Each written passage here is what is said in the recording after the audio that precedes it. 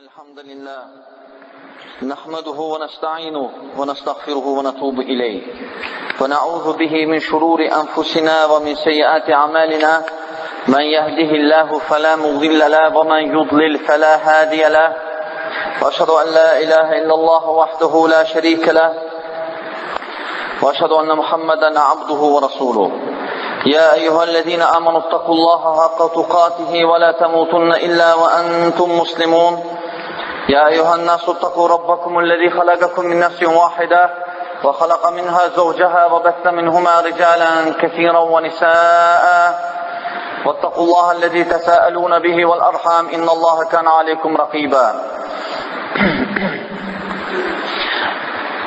يا أيها الذين آمنوا اتقوا الله وقولوا قولا سديدا يصلح لكم أعمالكم ويغفر لكم ذنوبكم ومن يطع الله ورسوله فقد فاز فوزا عظيما أما بعد فإن أصدق الحديث كلام الله وخير الهدي هدي محمد صلى الله عليه وعلى آله وسلم وشر الأمور محدثاتها فإن كل محدثة بدعة وكل بدعة ضلالة وكل ضلالة في النار.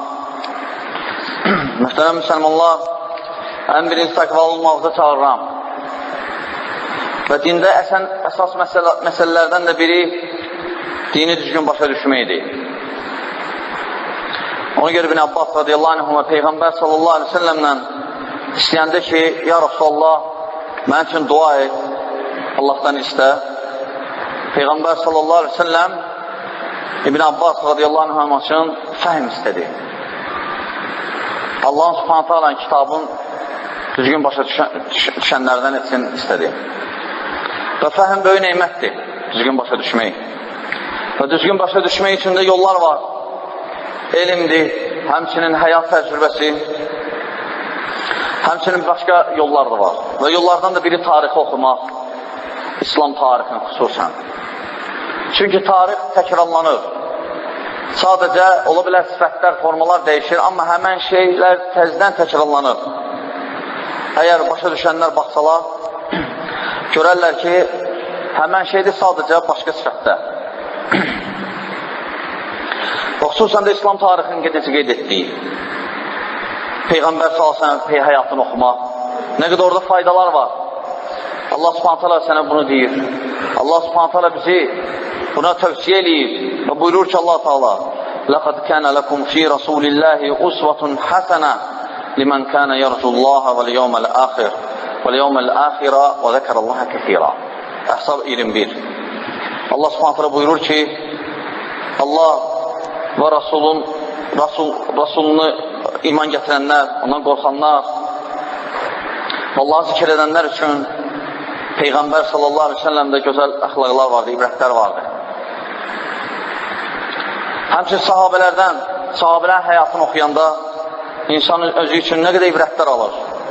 Xüsusən də Allah subhanət hələ onlar barədə ən birinci onlar buna nail olublar. Onlar bu sifətə. Allah subhanət hələ buyurur, Ricalun la tulhihim ticaratun və la bey'un an zikrillah və iqamus salat və itaiz zəkat yaxafuna yawman tataqallabu fihil qulubu vəl absar. Nur surəsi 37-ci ayə. Allah subhanət hələ o möminləri ki ticarət, alış-veriş, Allah subhanət hələ ibadətdən, yəni namazdan, zəkatdan, Allah subhanət hələ zikir etməkdən çəkindirmirsə, Allah subhanət hələ buyurur ki, onlar kişidirlər. Kişi olardır. Onlar, yəni o kişilər qəlblərin və gözlərin çevriləcəyi vaxt, haldan hala düşəcəyi vaxtdan qorxurlar, yəni qiyamət gündən. Və bugün istəyir o kişilərdən birindən danışaq. Hansı ki, tarixdə doğrudan da müsəlman, ondan oxuyanda onun batçılığı altında nələr baş verir, adam fərəhlənir, görür ki, müsəlmanların da izzətli olan vaxtları var imiş, var idi. O da Salahuddin Eyyubi idi, rahiməhullah. Salahuddin Eyyubi tarixdə seçilmişlərdən biridir. O şücaəti ilə və itaəti ilə Allah subhanət aləyə və başqa gözəl sifətlərlə Allah subhanət alə o əli ilə nə Nə qədər müsəlmanlar üçün ölkələr açdı. O vaxt bəziləri hətta müsəlmanların idi, sonra əhli kitab almışdılar o yerləri. Onlardan da ən böyüyü Qüdsü. Allah Subhanahu taala evi Qüds. O vaxt artıq nəsranilər onu, xaspərəstlər onu zəbt eləmişdilər. Allah Subhanahu taala onu əli ilə açdı oranı. Ondan da qabaq Ömər ibn Xattab almışdı oranı. Və Salahiddin rahimehullah tanınmış kişilərdən biri idi tarixdə, müsəlmanlardan, möminlərdən. Kürd ailəsində böyümüşdü. Nureddin Mahmudun yanında mədrəsəsində oxumuşdu. Atası da Nəcmuddin, Əyyub. Onun dostlarından biri idi Nureddin Mahmudun. Ona görə Salahiddin kişilərin yanında böyümüşdü. Hələ balıqalıqla idarə etmək, gözəl, layiqli şəxsiyyət olmaq və s. sifətləri onlardan öyrənmişdi. Bu da mühümdür, uşağı tərbiyə verməkdən. Yəni, uşaq kimlərin yanında olacaqsa, onlardan da tərbiyə alacaq. Ona görə valideyn gəlib çalışmalıdır, uşağı fikir versin tərbiyəsinə. Xüsusən hansı məclislərə gedir və xüsusən də ədəb, əxlaq və elmlə olan məclislərə aparsın, hətta ondan tərbiyələnsin, oradakilərdən tərbiyələnsin. Və həmçinin Salahiddin Əyyubi adil idi və əxlaqlı idi və səbirli idi. Ən gözəl sifətlərə nail olmuşdu. Və ən birinci fürsət hansı ki, döyüşdə özünü göstərdi, əmisi ona bu fürsəti verdi. O da Misrə alanda, Misrə hücum edəndə. Misir Fatimilərin əlində idi. Tarixdə buna Ubeydilər də deyirlər. Fatimilər İsmaili təriqəti, batini İsmaili təriqətindən idi. Əhl-i Beyt iddiasına bəzi müsəlmanları, bilməyən müsəlmanları başdan anlatmışdılar. Hansı ki, baxmayaraq Fatimilərin Əhl-i Beytin heç bir əlaqəsi yox idi. Ona görə Məğribdən Misrədən ölkələ almışdılar. Hətta Şama da hərdən daxil olurdular və çıxırdılar.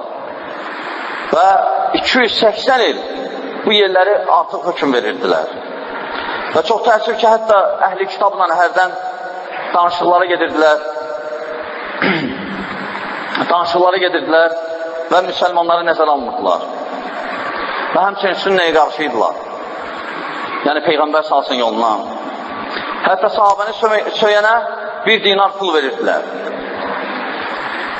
Və Salahiddin Əyyubi rahimehullah gəlir hücuma Misrə. Və Fatimləri darmadağın edir və haqqı tezdən qaytarır Misrə. Alimlər yığışırlar və sünnə qaytarır, elhamdülillah. Və həmçinin Salahiddin rahimehullah ibadətdə edə seçilmişdi və heç vaxt namazı tək qılmazdı və neçə illər cəmaat namazı qılardı daima. Hətta gör necə fikir verərdi cəmaat namazına, hətta xəstələnəndə də, tək olanda da çağırardı kimisə, özü uzanan yerdə və lakin deyərdi ki, imam deyən cəmaat namazı qılaq. Və həmçinin adil idi. Görürsən, hər həftənin 1-ci, 5-ci, 4-cü günləri məclis qurardı və məzlumlar kimə ki zülm olub, onlar gəlib ona şikayət edirdilər və o da kim ki onlara zülm edir, onları cəzalandırırdı. Və ətrafında da alimlər və salihlər idi. Və həmçinin necə dedik, özü də zahid idi. Yəni, dünyaya çox meyilli deyildi. Ona görə vəfat edəndə baxdılar onun evində nə qədər pulu var. Baxdılar ki, 47 dirhəm pulu var gümüşdən və balaca bir dənə qızıl, bir dənə qızıl tapdılar. Bir parça biraz qızıl. Baxmayaraq, rahimehullah, neçə dənə ölkələri fəth eləmişdi və nə qədər qənimətə nail olmuşdu.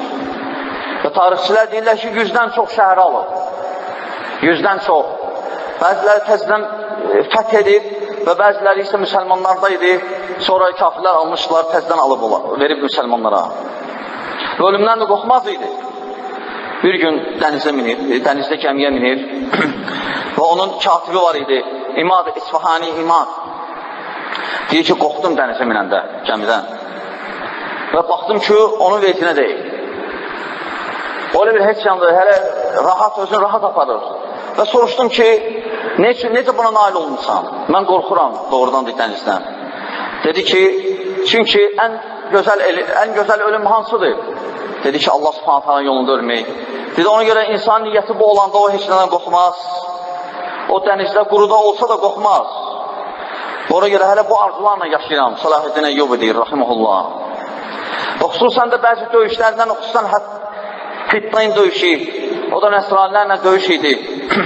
60 min nəsrani qoşun, 12 min müsəlmanların qoşunu və Salahuddin Eyyubi də başçılıq edirdi. Və elhamdülillah o döyüşdə qalib gəlirlər müsəlmanlar. Və hətta bəzi nəsranilər döyüşdən qabaq yığışmışdılar ki, Salahuddini məhv eləsinlər.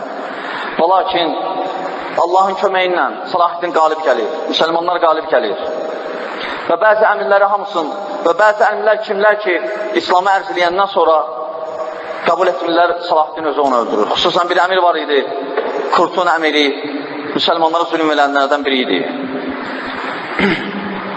Həmçinin möhtərəm müsəlmanlar, onun cəsarəti həmçinin çox əxlaqlı idi və rəhmli idi, hətta əsirlərə qarşı. Çünki Hittin döyüşündən sonra o nəsranilərin, əmirlərin yığır ətrafına, bir hissəsinin sağında otuzdurur, bir hissəsinin solunda və hətta onlardan yaşlısına qab verir, bir südlə qab verir ki, içkinə. Onu göstərir ki, əsirlərə qarşı da baxmayaraq düşməni idi, necə idi, onu göstərir insaniyyətliyin. Həmçinin möhtərəm müsəlmanlar, ümumiyyətlə Hittin döyüşü böyük qələbə idi müsəlmanlar üçün İslam tarixində. Həmçinin elm tələb edənlərdən biri idi. Hətta döyüş vaxtı ona Salahuddin Eyyubiyə Səhih Buxaridən bir-iki dənə hədis oxuyurlar. Və Salahuddin Eyyubi sevinir, deyir ki, ən birinci mən oldum ki, döyüşdə elm tələb edənlərdən oldum. Həmçinin möhtərəm müsəlmanlar, belə ölkələri alalı gəlirdi, Beyrutu aldı, Əskalanı və Nablusu aldı və yaxınlaşır Qüdsə. Qüdsdə o vaxtı nəsranilərin əlində idi. Və rahiməhullah, Salahuddin Eyyubi qərara gəldi, Qüdsə hücum eləsin. Və nə qədər müsəlmanlar hamı eşitdilər, bu şərəfə nail olmaq üçün, döyüşdə iştirak etmək üçün hamısı yığışdı ətrafına, alimlər, salihlər və s. Və mühasirəyə aldılar Qüdsəyi. Artıq Qüdsədə yaşayan nəsranilər tələb elədilər ki, bağışlasın onları və yol versin, onlar çıxsınlar. Və lakin birinci Salahuddin Eyyubi, rahiməhullah, Salahuddin Eyyubi razı olmadı. Çünki onlar Qüdsə gələndə təxminən 92 il əvvəl öncə Qüdsə gələndə 70 min müsəlmanı qılıncdan keçirmişdilər. Salahuddin istəyirdi olan qıssasını ala. Lakin sonra görür ki, məsləhət ki, olar bıraxsın, həm müsəlmanlar az ölər, həm də məsləhətdən belə oldu. Və belə qərara gəldi ki, onlardan fidyə alsın. Fidyə. Yəni 25 dinar kişi verər hər bir kişiyə, 5 dinar hər bir qadına, 2 dinar da hər bir qadına, hər bir uşağa. Və belə onlara icazı verdi, onlar çıxdılar, heç kəs onlara toxunmadı. Fikir verirsən, baxır müsəlmanların məsləhətinə. Baxır ki, çox müsəlmanlar ölməsin deyə sülhə getdi onlarla. Baxmayaraq, onlar nə eləmişdilər Qüdsdə? Qüdsdə daxil olanda, hanı Salahuddin kimindir müsəlmanlar? Ona görə möhtərəm müsəlmanlar, doğrudan da bu tarixi oxuyanda, müsəlman doğrudan izzətlənir, sevinir. Və lakin bilmək lazım ki, onlar necə nail oldular buna? O vaxt ki, dinə nail oldular ondan sonra. Və Allah subhanət hala kömək elədi onlara. Və təbii ki, güclü mömin olmaq üçün, güclü kişi olmaq üçün güclü mömin olmaq lazımdır.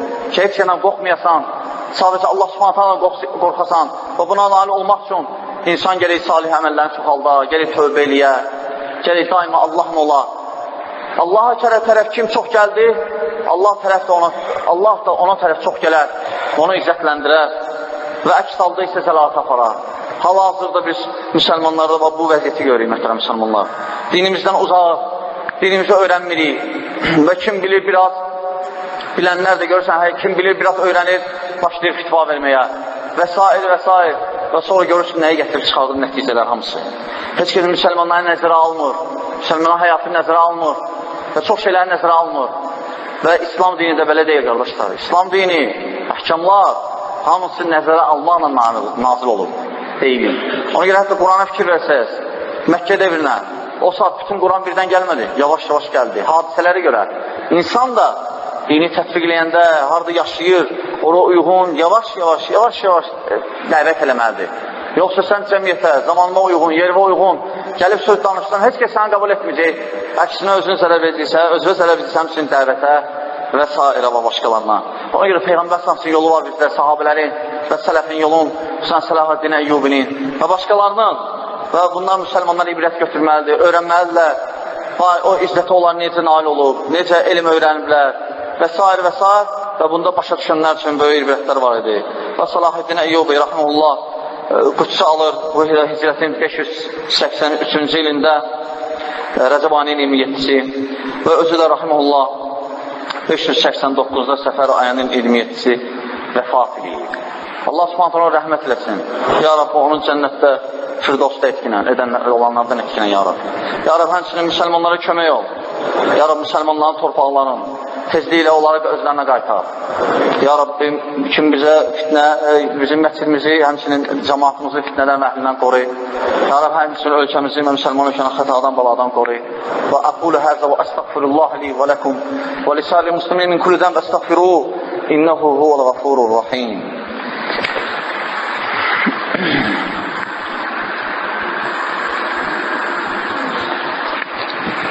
الحمد لله وحده والصلاة والسلام على من لا نبي بعد أما بعد عباد الله إن الله يأمر بالعدل والإحسان وإيتاء ذي القربى وينهى عن الفحشاء والمنكر والبغي يعظكم لعلكم تذكرون ولذكر الله أكبر والله يعلم ما تصنعون.